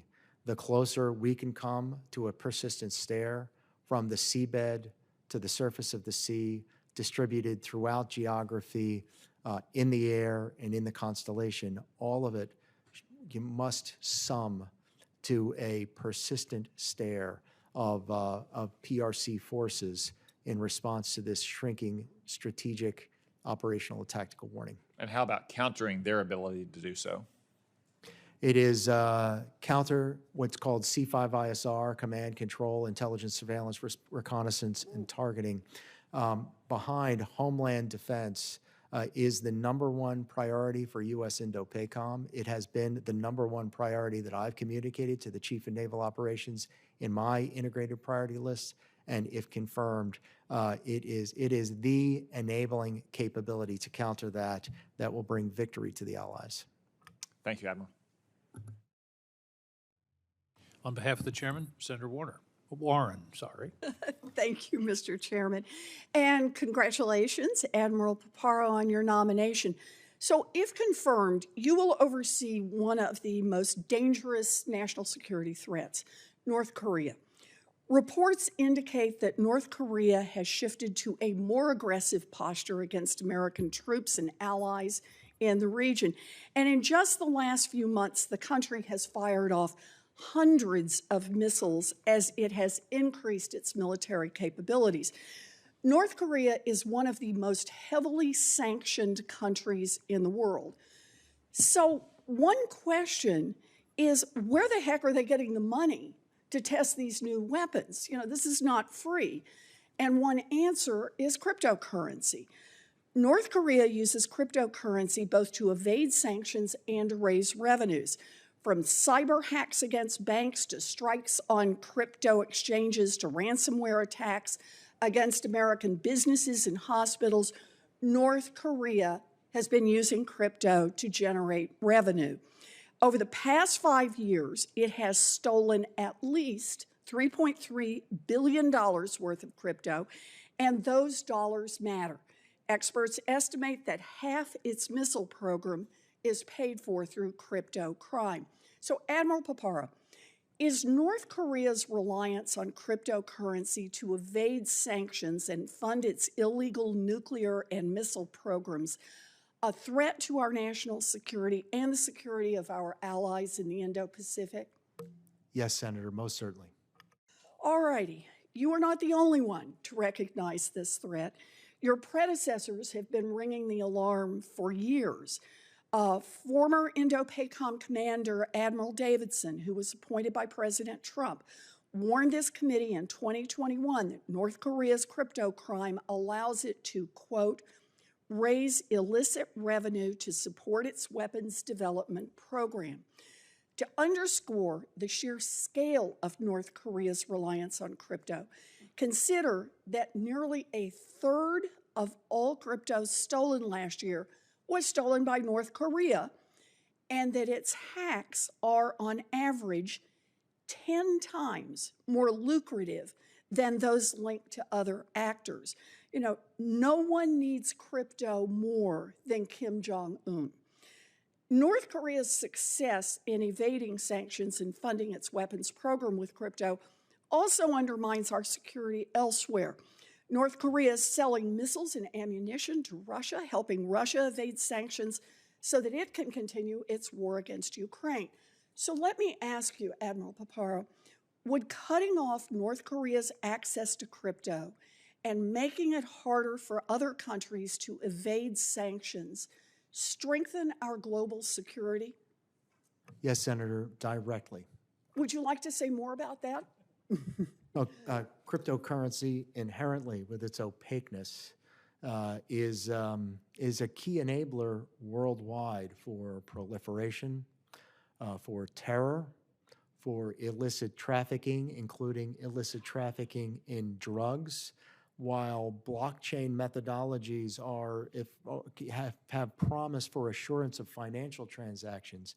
This particular usage of crypto, which is backed by nothing but emotion, directly aids illicit trafficking, terror, crime, human trafficking, and proliferation of weapons, and makes the world less secure. Well, that's pretty definitive, Admiral. Can I just ask you, what is it that you think makes crypto so attractive to countries like North Korea and illicit arms dealers? People can make money outside the eyes of law, and it provides a moral hazard whereby people can do bad things without fear of punishment because it's opaque. All right, so you hit it right on the head, outside the eyes of the law. In November, Treasury asked Congress to give it more tools to crack down on crypto crime and money laundering.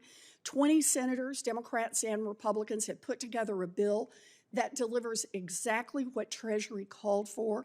You know, it's not about who should regulate crypto to protect investors. It's about dealing with the most urgent crypto problem in front of us, ensuring that countries like North Korea and terrorists, drug traffickers, and other criminals can't use crypto to undermine America's security. I'm looking forward to working on that bill with my colleagues and looking forward to working with you, Admiral. Thank you. Thank you very much, Senator Warren. Senator King, please. Thank you, Mr. Chairman. Admiral, your testimony today has been extremely important, informative and important. And one of the aspects that was so important were your initial answers to the questions from the chair and the vice chair in terms of the undermining of our deterrence in terms of the People's Republic of China by unilaterally abandoning Ukraine. Just to confirm, you view our leaving Ukraine to be a significant diminution of the deterrent that we're presenting to China. Is that correct? Yes, sir. I think that is very important. Now, one other aspect of that is the effect of leaving Ukraine unilaterally on our allies. How would Japan and South Korea react to that action? All of our allies and partners are under pressure. They're under coercion from from actors such as the People's Republic of China. And frequently, it's not just coercion in the military sphere, but across all levers of statecraft. And they're staying with the alliance. They're enjoining their national power to the United States is directly related to their confidence in U.S. partnership when it is so committed. And accordingly, our U.S. security partnerships worldwide have a direct impact on the cohesion of our alliances and partnerships. And any effect on that imposes costs on the quality of deterrence, as our allies and partnerships have our greatest leverage in deterrent. The important deterrence has probably been used, I've been counting, I think we're up to about 25 times in this hearing. Deterrence is based upon two things, capacity and will. We can usually we talk about weapons, but Ukraine is all about will. We can supply the capacity. The question is will, and as you point out, it would undermine the deterrence not only of the actions of China, perhaps toward Taiwan. It would certainly change Xi's calculus. Will the Americans actually be there?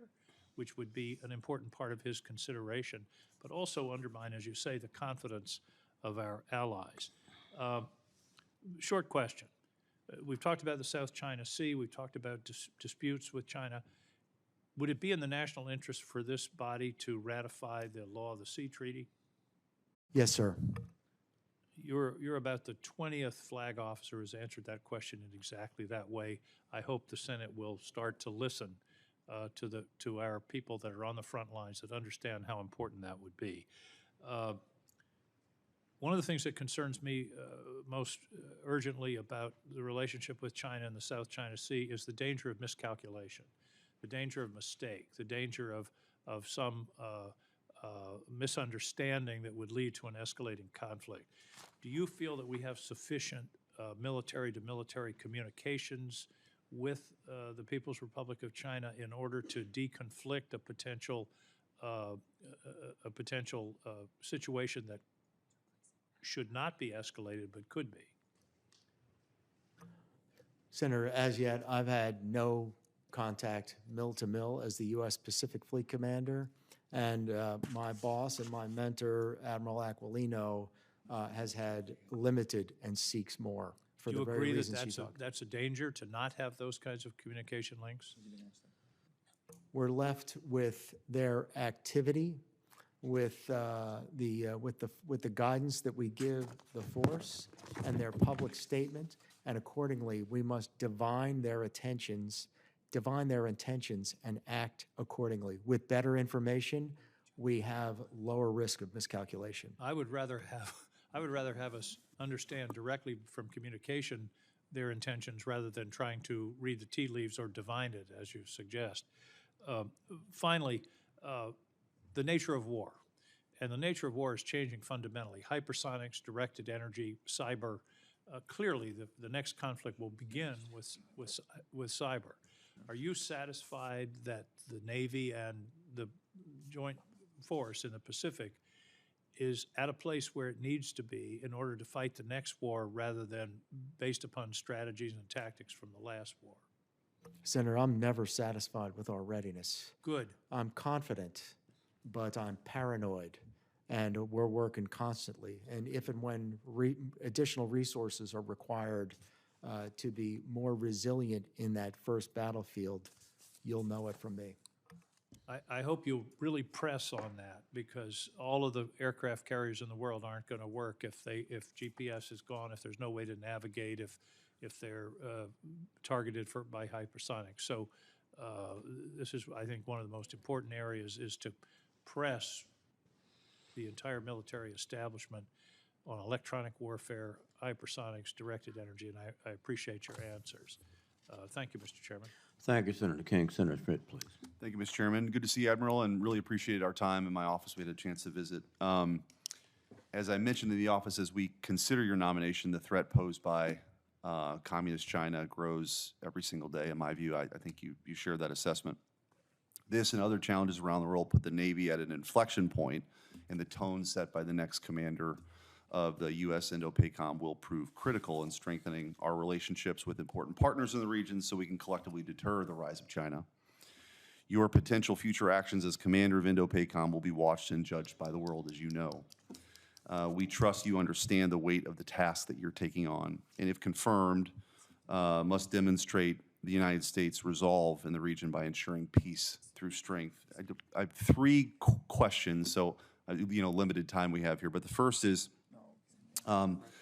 just a few short years ago, Admiral Davidson was in front of Congress and made an alarming assessment that China would have the necessary capabilities to invade Taiwan by 2027.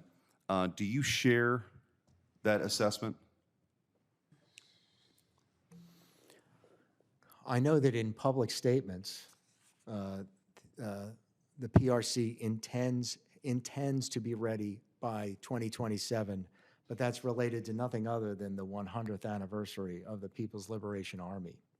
In fact, I think they're working to be ready every day, and they could go, and we've got to be constantly vigilant.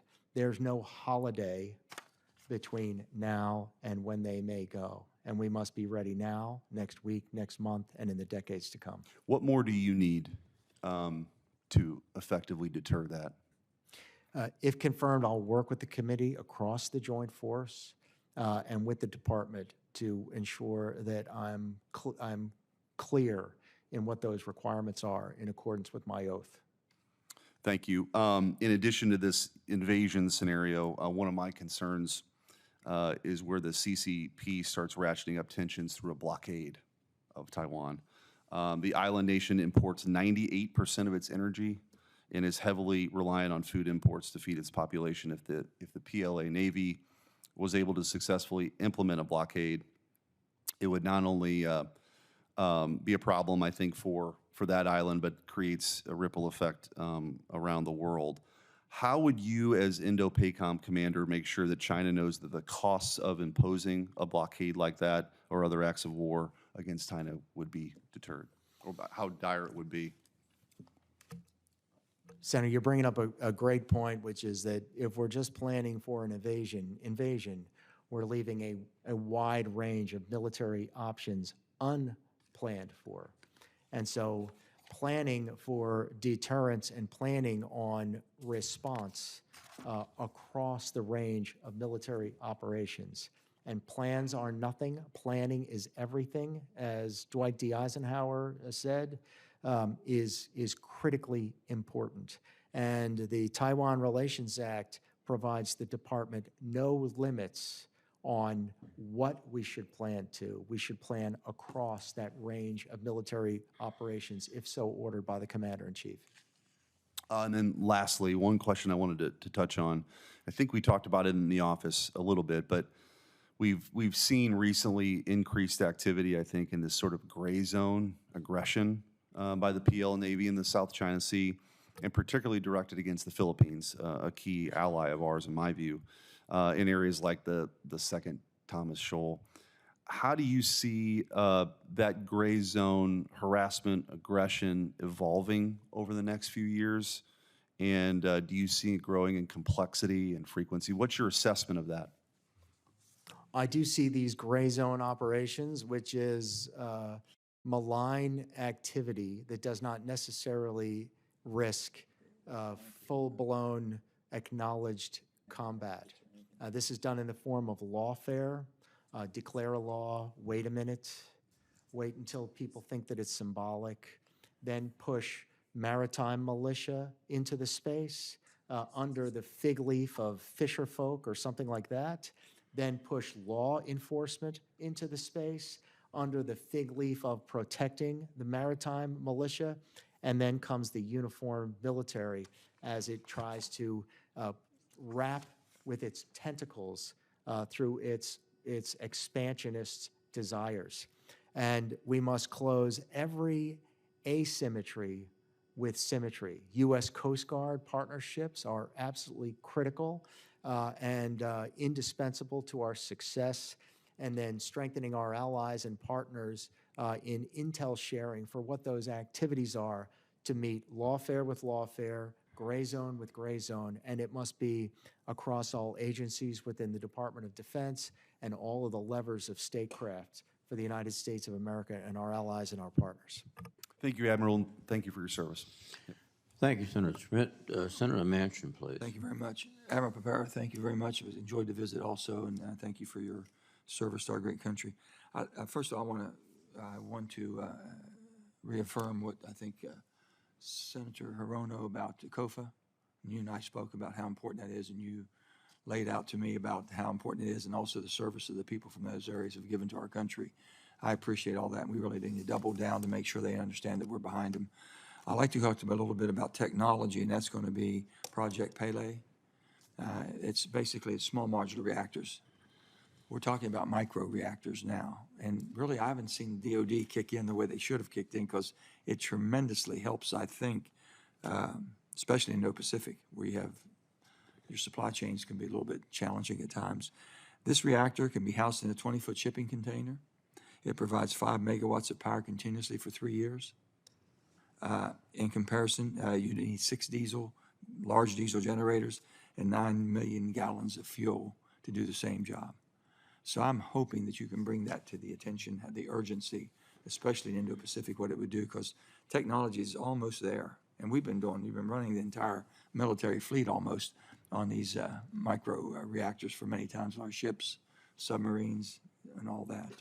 So I don't know how high that's on your priority list. I don't know if that's been brought to your attention. It is compelling, and of course, as a naval officer, I've got deep connection with naval reactors, and if confirmed, you can count on inquiry and as able support for feasible solutions The across private the sector is Pacific. trying, Admiral, as much as they can to advance this technology as quickly as possible. But in the military, the way you all would have an amount of needs you would have, showing in most harsh and adverse conditions, would be tremendously important for our country to be able to have that opportunity, but also showing that it works in the savings. I think in burn pits and everything else we've been going through, and the pay act we've had to do, and all the different things, this is a tremendous opportunity for us to cure a lot of our ills. The other thing I'm concerned about is efforts such as Force Design 2030 for the Marine Corps. They demonstrate modernization in a deliberate manner, but also China continues to outpace us in building of ships and munition output and things of this sort. What's your concerns on that? Are we going to be able to meet that challenge, or do you think that this is the proper way to go? Well, first, Force Design 2030 does not relieve the Joint Force of its crisis response capabilities, nor, to my awareness, has the Marine Corps in any way walked away from the crisis response mission. And particularly the Marine Corps, in close partnership within the Navy Marine Corps team. Crisis response isn't a Marine Corps mission, it's a Navy Marine Corps mission, and it's also a joint force mission. And so I think conceptually, we should be always challenging our assumptions about our force designs when we're looking off into the future.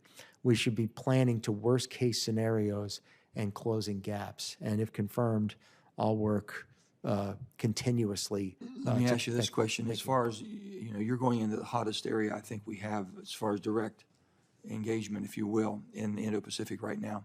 What's the greatest challenge? I mean, we hear about, and I know they've asked you questions concerning the timing on Taiwan, maybe coming to whatever that outcome is going to be and what time period, but also what they've been building up as far as China and shutting down the shipping lanes, making it almost impossible for the Philippines to be able to.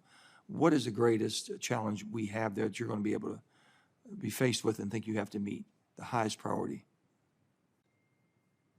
The trajectory and the aggression, the trajectory of the PLA, the People's Liberation Army, across all of its services, and its activity and its aggression, that itself is the greatest challenge. And to be able to, day to day, deter conflict by the dynamic demonstration of allied and joint operations to show the ability to impose costs. And if and when conflict comes, it is that C5ISR in space and cyber that shall be the first battle and will be either the enabling capability for the joint force or the Achilles heel for the PLA if that day comes. One real quick, if I can. I get mixed signals on basically we have said that we're going to defend Taiwan if they're attacked, but yet we don't acknowledge them. We still acknowledge a one China policy. People back home ask me, so why do we have a one China policy, but yet we don't recognize them, but yet we say we're going to fight for them? Is that confusing?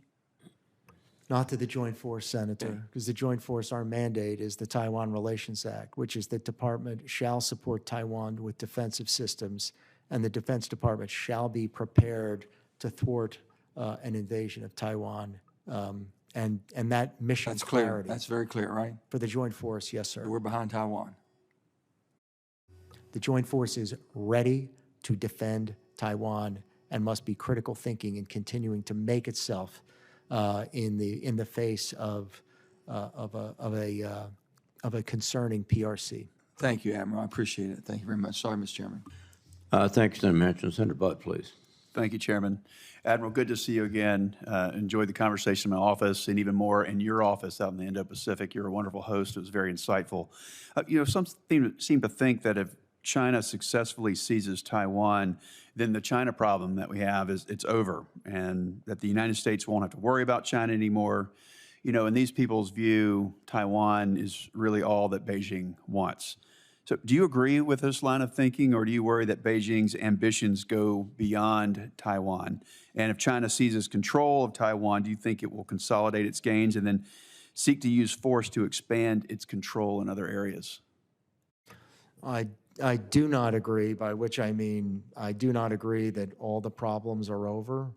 If the Taiwan matter would be settled by force, and that is evident in the PRC's behavior, in the kind of force that they're building, is a force that lends itself to power projection and Beyond just Taiwan. Yes, sir. In the Senkakus, in the South China Sea, and then even in the maps that they publish in open source is an ever-expanding zone. Admiral, would it be harder for the U.S. and its allied forces, the joint force, to deter or defeat Chinese aggression if Beijing is able to seize control of Taiwan and station forces on Taiwan? It would be a challenge geographically, and it would also be a challenge in terms of the cohesion of our alliances and partnerships, who would have seen who have seen the potential failure of an American security agreement. How would the Chinese threat to U.S. territories in the Western Pacific, like Guam and the Northern Marianas, change if China is able to seize Taiwan and position forces there? Northern Marianas and Guam are America, and it would be under greater and direct threat. Thank you. Former chairman of the Joint Chiefs, General Milley, testified that strengthening Taiwan's asymmetric defenses is vital not only to bolster deterrence against China, but also to reduce operational risk to U.S. forces who may be called to help defend Taiwan. Do you agree with the former chairman's testimony? I do, sir. Could you elaborate on that? Actions that Taiwan takes to strengthen its own defenses have a 3-to-1 leverage against aggression. This is military doctrine on assault ratios. And accordingly, to the extent that Taiwan can make itself a porcupine with sea denial capabilities, with the ability to defeat an invader at sea, undersea, in the air, to the invasion beaches, has 3-to-1 leverage in the investment in its ability to defend itself and ensure that the tension in the straits are resolved peacefully and not by coercion. Thank you. So is it fair to say that the United States should be doing everything possible to get Taiwan the asymmetric defense capabilities and associated training and other support required to defend itself against a Chinese invasion? The scale of the support is a decision of the Commander-in-Chief and of the Congress. I support any effort that makes Taiwan stronger. Is it fair to say that Taipei also needs to be doing everything possible to strengthen Taiwan's defenses, including by increasing Taiwanese defense spending and making necessary defense reforms, for instance, to Taiwan's reserve forces and conscription program? Yes, sir, I agree, and if confirmed, I will stress that. Thank you, Admiral. Appreciate your time today, Chairman. Thank you very much, Senator Budd. I'm informed that Senator Duckworth is on her way here. As a result, I will take the opportunity to ask an additional question. We've talked a lot about equipment, funding, et cetera, but one of the essential factors is the will of the people to resist and to fight. Can you evaluate the situation on Taiwan in terms of their commitment and their capabilities? In my discussions with the Taiwan forces, I have seen a greater focus on the kinds of operational capabilities that would make Taiwan more able to defend itself. I see those investments as well, and so I am seeing it conceptually. I'm seeing shifts in the culture of Taiwan's military doctrine becoming more joint, of seeing the problem clearly with defensive capabilities, and in a will to mobilize their young people. You know, they've recently increased the levels of the time of their conscription, and so at the levels for my my interlocutors, I am seeing that manifest itself. Let me further ask, you've mentioned this before, and I think you're exactly right. The key factor in our military competence is the skill, professionalism of non-commissioned officers. We owe them a lot. To what extent are we focusing on developing that skill and expertise in Taiwanese forces? I am seeing that, Senator, and if confirmed, I think we should redouble it, particularly with our command sergeants major, our fleet master chiefs at that level, and the relationships that we have at senior levels. We must mimic, if not redouble, our efforts among the professional NCO Corps. It strikes me one of the reasons that the Ukrainian forces resisted so well and had so much flexibility and initiative at the company level and below is that they've been trained by U.S. Special Forces since 2014, and that, I think, showed itself. One of the greatest issues, and it's been mentioned several times here, is contested logistics. That, as Napoleon said, an army moves on its stomach. A navy swims on its stomach, I guess is the analogy. But this could be the real choke point in terms of operations in the Pacific. And can you tell us what your plans would be, what your emphasis would be in terms of logistics so we avoid that? Senator, we're gaming, modeling, and simulating at every level to identify those gaps. And it's almost a misnomer. We talk about contested logistics as if it never were contested. Logistics are always contested, and executing the joint function of sustainment comes under all of the same pressures and all of the same fog and friction that maneuver, that fires, that all of the joint functions come at. At the service level, we're seeing invaluable games and simulations that are informing our ability to sustain the force in conflict. And if confirmed, I'll continue to work with this committee to identify what those gaps are for rapid closure. I would assume your experience commanding a provincial reconstruction team reinforced the nature of logistics and the fact that they all are contested. Is that an experience you draw on? Did indeed. It was kind of essential to my formation as a joint officer. I think that's an excellent experience to have when you assume joint command. We've also talked about the developing relationships between the Japanese and the Koreans. I've traveled over there several times, and there was, until very recently, lingering distrust because of the history of those two countries over this century and the previous century. You're seeing, though, I presume, a real cooperative spirit and a new generation of leaders that understand the threat is not from either of those countries, but from China. Is that correct? I do see it firsthand, Senator, at the senior level. There's no faking the chemistry between the senior leaders that I see.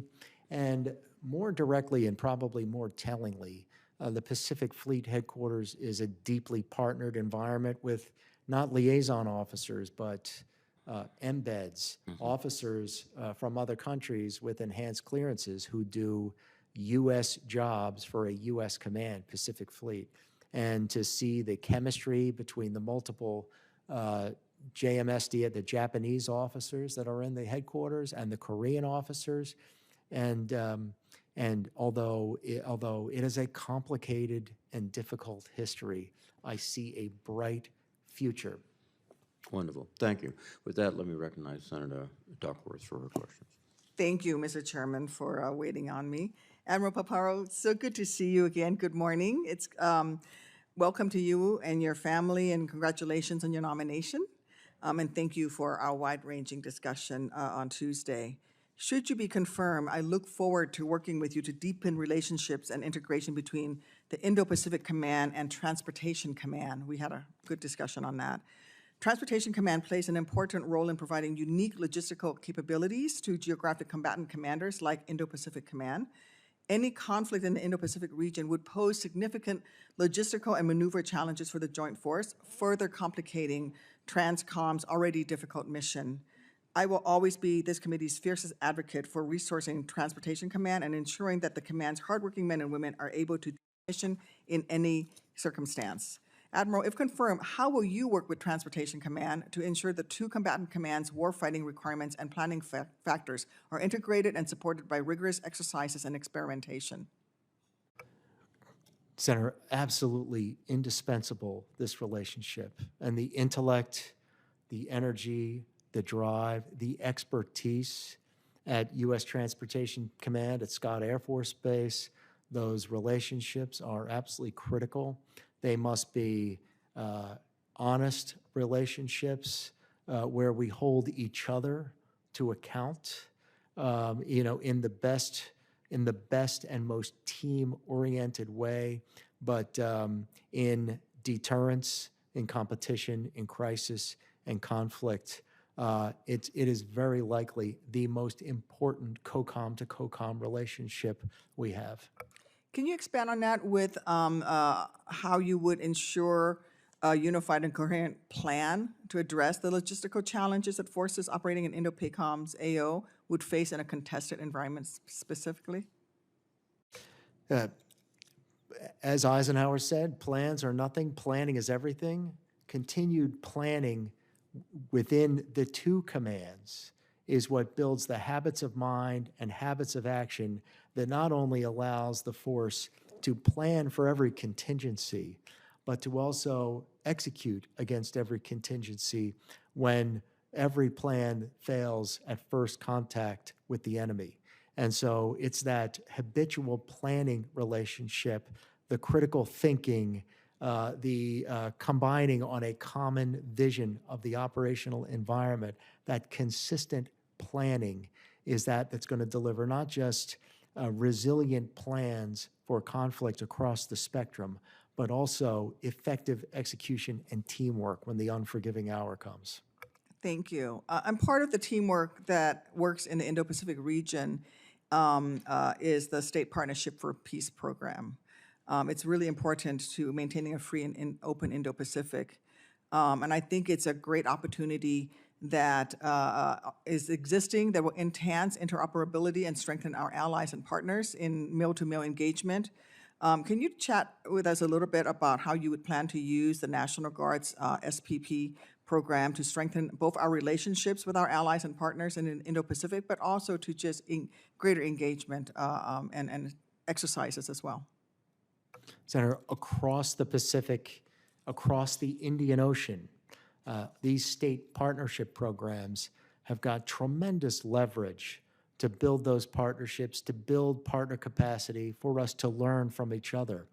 And one of the unappreciated benefits of the National Guard is that in addition to excellence in the military occupation specialty of each of the Guard service members, they also frequently bring to bear other civilian skill sets that just add value to the program. So in the Indian Ocean region, in Bangladesh, in Sri Lanka, across the Southeast Asia, across the South Pacific, it pays dividends every single day, has huge impact on the ability of the theater to operate. And this, I say, just at the appreciation level as the PAC Fleet Commander.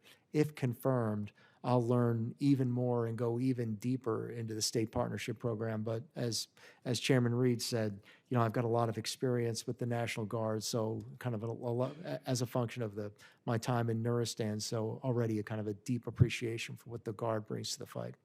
Thank you. Mr. Chairman, would you indulge me with one last question on aeromedical evacuations? Thank you. Admiral, I would love to talk about medical evacuation of wounded during a kinetic conflict. I would love to hear about your ideas to leverage our allies and partners in the region to address Indo-PACOM's medical care capacity constraint if there were a conflict in the region? Because we talked at length about the tyranny of distance, and there's no golden hour because you're going to have to fight your way in to get the wounded. You have to fight your way out, and even Guam or Tripler is still hours and hours away. Senator, through wide travel throughout the theater, over 37 years, just haven't had the honor of visiting so many places. And then among countries that actually have licensure here in the United States, we should be creative about how we're going to think about delivering care, particularly in environments with mass casualty among allies and partners. And so in addition to looking after our capability at our naval and our military hospitals, we should also be constantly gaming on our medevac capability, our CASEVAC capability, our CSAR capability, our getting patients to role 1, role 2, role 3 care, and being creative in the ways that we partner across the theater. And you mentioned in our office call the opportunities that could be gained from a partnership standpoint to train more deeply across that. And if confirmed, I pledge to work with you to bring that kind of creativity to bear against this. Really, our first duty as commanders is to look after our people. Thank you, Admiral. Thank you, Mr. Chairman. Thank you, Senator Duckworth. Admiral, thank you for your testimony today. Thank you, particularly you and your family, for your distinguished service to the Navy and the nation. We will move aggressively on this nomination. With that, the hearing is concluded.